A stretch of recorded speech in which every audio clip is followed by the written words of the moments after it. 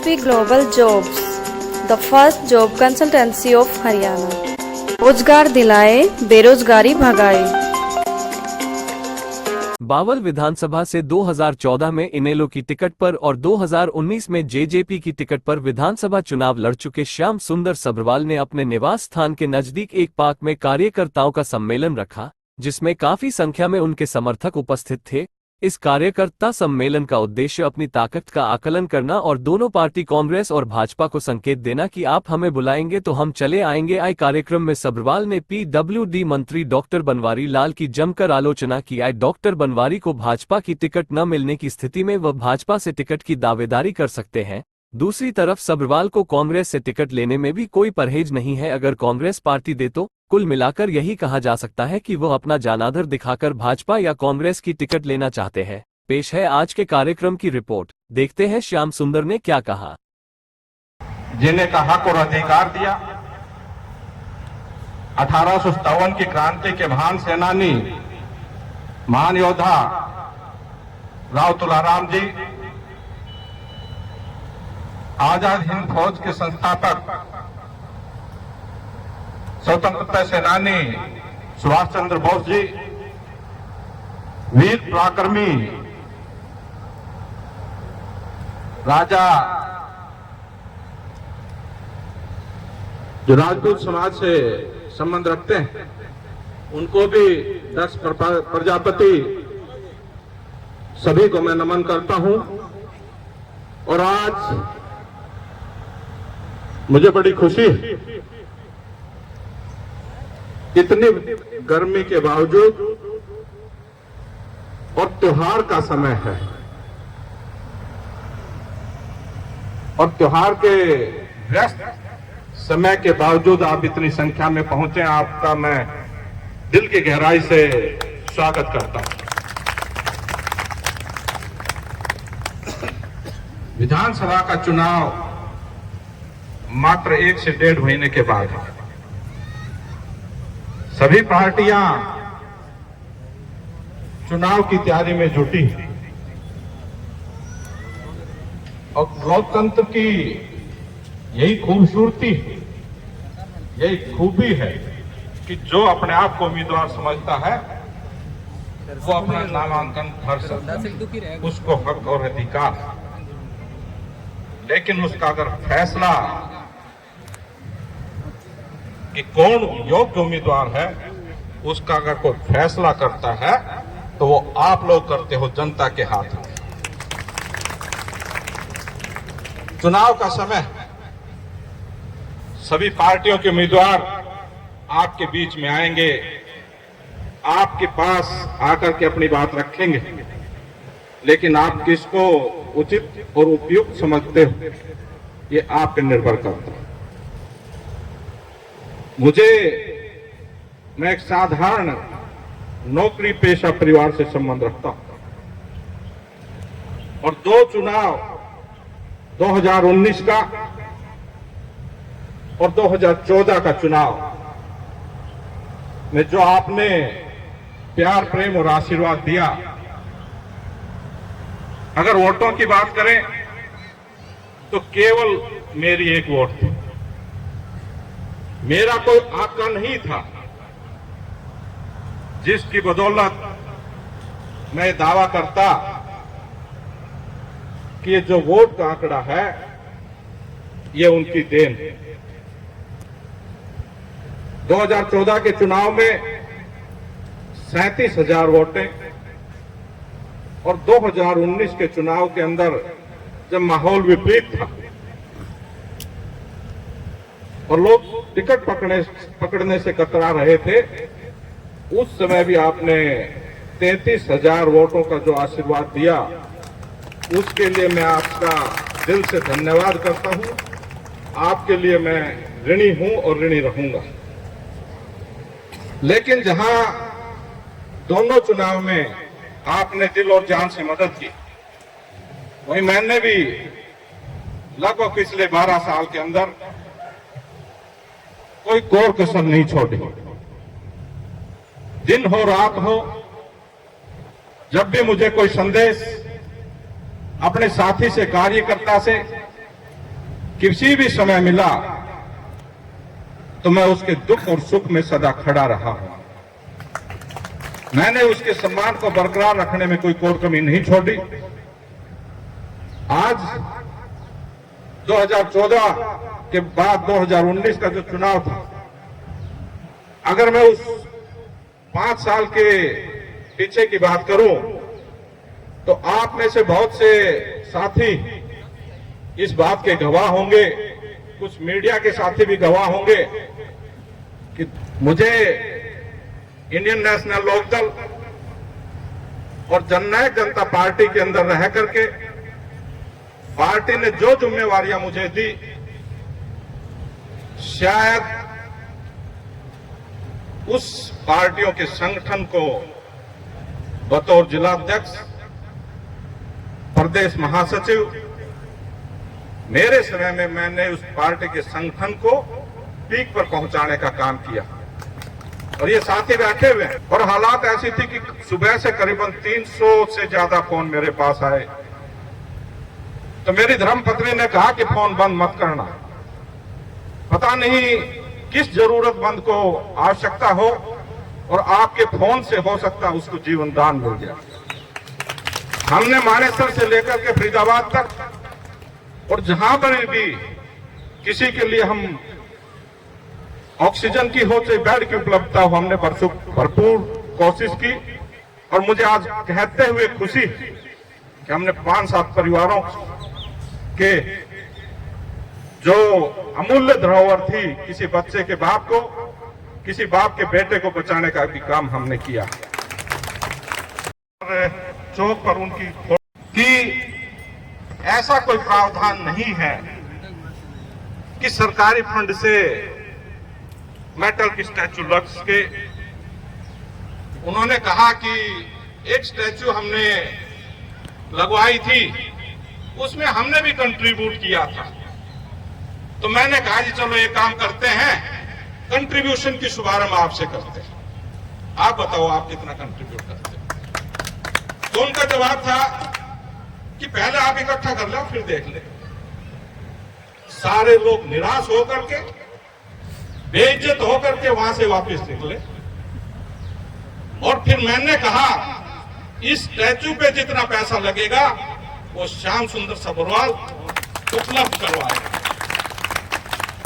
12,80,000 रुपए की स्टैचू लगी और 14 लाख रुपए चेक के माध्यम से माता रमाबाई सामाजिक उत्थान संस्था के खाते में जमा करवाने का काम श्याम सुंदर सभरवाल की टीम ने।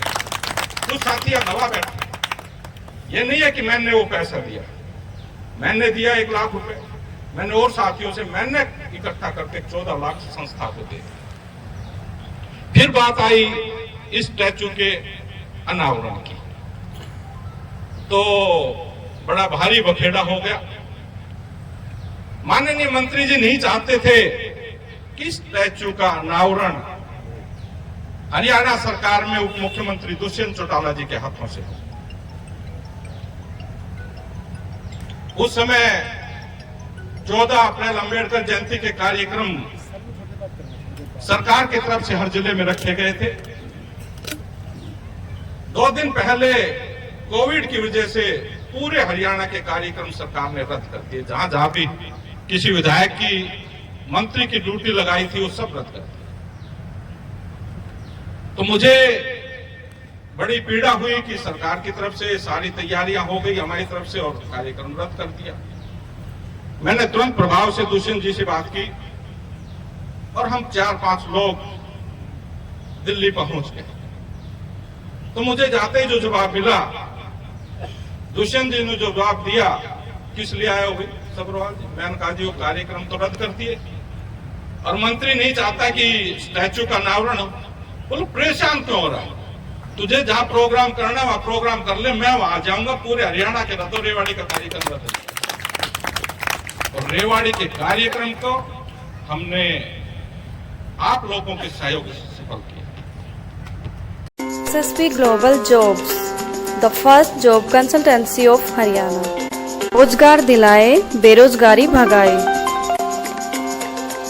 भाजपा का हुआ तब जजपा छोड़ दी, अब आगे की क्या रणनीति है ये बताइए। मैंने इंडियन नेशनल आगे कर लेते मैंने अपनी राजनीतिक जीवन की शुरुआत डॉक्टर अजय सिंह चौटाला जी के साथ उनकी उंगली पकड़ करके की। और जब उनका पारिवारिक विवाद हुआ तो मैंने अपनी वफादारी निभाते हुए उस घड़ी में डॉक्टर अजय सिंह चौटाला जी के साथ खड़े होकर के अपनी वफादारी को निभाई। इसलिए मैं जननायक जनता पार्टी, जहां जननायक जनता पार्टी की बात आपने की, आप साथी जब मैंने पार्टी से त्याग पत्र दिया, मैंने आपको त्याग पत्र की प्रति भी उपलब्ध करवाई थी। उसमें स्पष्ट किया था कि मैं पारिवारिक और व्यक्तिगत कारणों की वजह से, कि मुझे कोई ऐसे काम थे जिसकी वजह से लोकसभा चुनाव भी सर पे था, और लोकसभा चुनाव सर पे होने के बावजूद अगर मैं पार्टी के संगठन को समय नहीं दे पाता हूँ तो ये मेरे लिए उचित नहीं होगा, मेरी आत्मा इस चीज़ को स्वीकार नहीं करती। तो मैंने बैठ करके दुष्यंत जी से इस बात के बारे में चर्चा की कि मुझे इस जिम्मेवारी से आप फ्री कर दो ताकि मैं मेरी जिम्मेवारी को कोई और व्यक्ति निर्वहन कर सके। तो मैंने लिखित में उनकी सहमति से बैठ करके रेजिग्नेशन देकर के आपको प्रति भी उपलब्ध करवाई थी। आपके पास से पहले की स्टेटमेंट मैंने यही कहा था कि पारिवारिक और व्यक्तिगत कारणों की वजह से मैं पार्टी से रिजाइन कर। सब्रवाल जी, आप आगे की क्या रणनीति फिलहाल की अगर बात करें? तारीफ की है जेजेपी की, कि जेजेपी से काफ़ी काम कराए हैं, लोगों की समस्याओं का समाधान कराया है, तो ये माना जाए घर वापसी का कोई प्लान है आपका? मैं कार्यकर्ता और साथी की भावनाओं का सम्मान करता हूँ। जो ये यहाँ पे सुझाव आ रहे थे उनमें एक ही बात आपके सामने निकल करके आई थी कि ये जो पार्टियाँ, क्षेत्रीय पार्टियाँ थी, इनका कोई वजन और वजूद नहीं बचा। इसलिए निश्चित जब मैंने पार्टी छोड़ दी थी उस समय बड़ा मजबूत संगठन हमने तैयार करके, और पार्टी से त्याग पत्र मैंने तब दिया था जब जजपा भाजपा के साथ सरकार में थी, और सरकार रहते हुए सबसे पहला त्याग पत्र श्याम सुंदर सब्रवाल ने पूरे हरियाणा में दिया था। और किसी भी सूरत में मेरे पास में संपर्क किए जा रहे हैं, मैं लेकिन पुराने उसमें नहीं जाऊँगा। बीजेपी का रणनीति क्या रहेगी? चुनाव तो कार्यकर्ता की भावनाओं को और इनकी मजबूती को देख करके, जो इनकी भावना है कि चुनाव तो निश्चित लड़ना है। अब रायशुमारी में जो मिली जुली प्रतिक्रिया आई है कि लोकसभा चुनाव की जो परिणाम है कि भारतीय जनता पार्टी और कांग्रेस को जनता ने जो जनादेश दिया 5-5 सीटों का, वो किसी भी पार्टी के पक्ष में ये इंडिकेट नहीं करता कि ये पार्टी मजबूत है।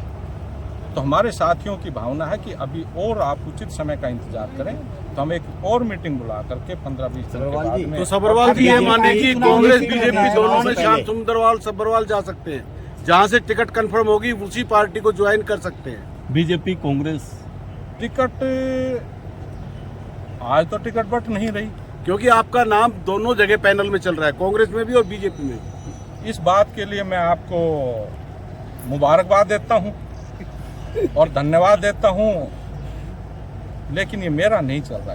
ये जो लोग साथी बैठे थे इनकी बदौलत चल रहा है, इनका नाम चल रहा है, इनकी भावना है कि शाम कांग्रेस से लड़ने की ज्यादा संभावना है। सब्रवाल जी, चुनाव से पहले आप बीजेपी में, जैसे बीजेपी में तो नहीं गए, लेकिन आपने कहा था राव इंद्रजीत सिंह के आशीर्वाद से और मैं उनके साथ हूँ, और तो ऐसी कुछ संभावना अभी राव साहब के साथ चली रही है या कुछ कट ऑफ हो गया वहाँ से? राजनीति क्योंकि लोकसभा के चुनाव में आपकी सक्रियता नहीं देखने को मिली थी उनके साथ। शायद आपकी जो स्टेटमेंट पूर्णतः गलत है।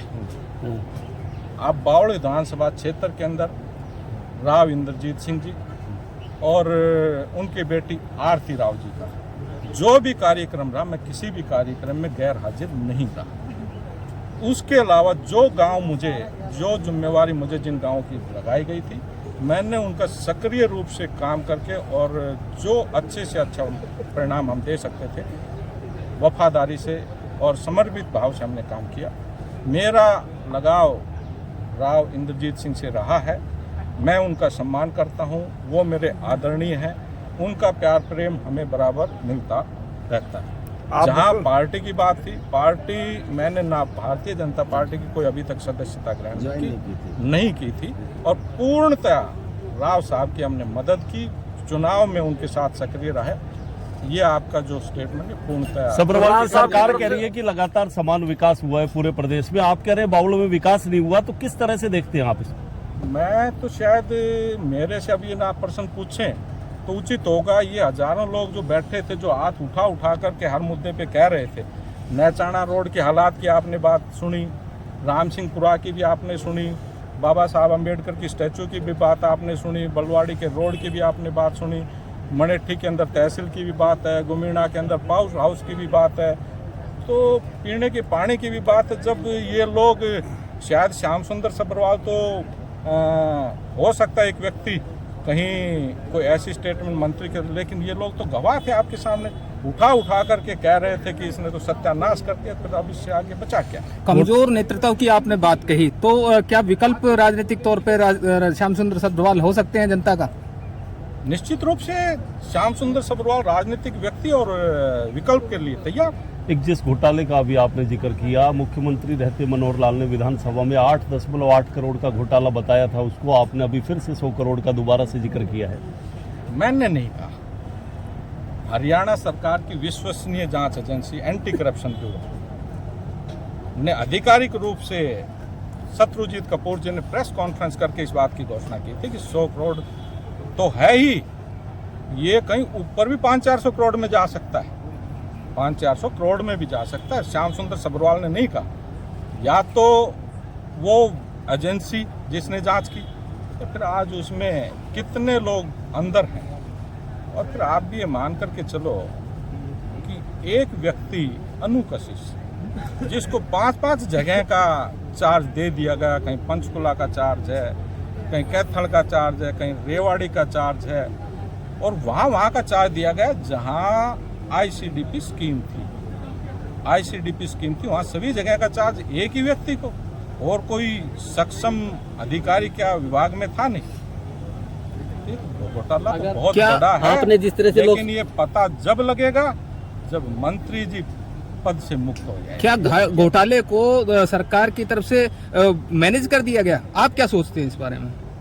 ये तो सामने आ जाएगा जांच के बाद, ज्यादा दिन नहीं रुकता। सरकार को जांच करानी चाहिए। ऐसा है कि नाई के पास बाल कटवाने जाओ, बोले नाई में जुर्माने कितने बड़े, बोले तो जुर्मान तेरे सामने आ जाएंगे। तो जांच होनी चाहिए। महीने का मंत्री है, जांच होनी चाहिए। जांच तो होगी। अगर सब्रवाल कांग्रेस ज्वाइन करते हैं तो क्या राव साहब मदद करेंगे चुनाव में? ऐसा कि मैंने राव साहब की चुनाव में मदद की, वो बड़े कद के सुलझे हुए व्यक्ति, ये फैसला उनका होगा कि वो क्या करते हैं क्या नहीं करते। हमने तय दिल से मदद की। तो सब्रवाल जी आप दोनों के टच में हो, जहाँ से टिकट कंफर्म होगी सब्रवाल जी उधर ही चले जाएंगे। चुनाव तो लड़ना है, जनता की भावनाओं को बावड़ विकास के मामले में पिछड़ गए। आज आप घोषणा करने वाले थे कि बीजेपी या कांग्रेस, लेकिन आपने उसको टाल दिया। एक निर्दलीय हो, थोड़ा सा ये भी तो हो ना कि पार्टी से लड़ना है या निर्दलीय लड़ना है। ऐसा है कि व्यक्ति मजबूत हो और कार्यकर्ता की भावना हो तो फिर चुनाव तो निर्दलीय भी जीतते जाते हैं। तो आपकी भावना टिकट देगी ठीक है, नहीं तो निर्दलीय तो है ही। ठीक है। SSP Global Jobs, the first job consultancy of Haryana. रोजगार दिलाए, बेरोजगारी भगाए।